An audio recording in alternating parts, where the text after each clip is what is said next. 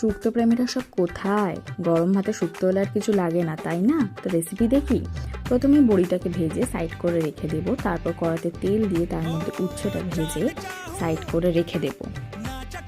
তারপর দিয়ে দেবো শুকনো লঙ্কা, রাঁধুনি আর তেজপাতা ফোড়নে। তারপর একে একে আলু, কলা, গাজর, মূলো, পেঁপে, শিম দিয়ে ভাজবো। তারপর অন্যদিকে মশলা বানিয়ে নেবো একটা। নিয়ে নেব আদা, জিরে, ধনে, সর্ষে, রাঁধুনি, পোস্ত, কাঁচা লঙ্কা।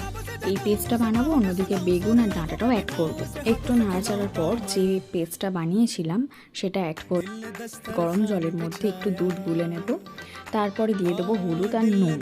তারপরে দুধটা অ্যাড করে চাপা দিয়ে কিছুক্ষণ সেদ্ধ হওয়ার জন্য রাখবো। তারপর কিছুক্ষণ পর ঢাকা খুলে বড়ি, ঘি আর অল্প পরিমাণ চিনি অ্যাড করে আর একটু ফুটিয়ে নিলেই রেডি আমাদের শুক্তো। গরম ভাতে এর স্বাদ অমৃত।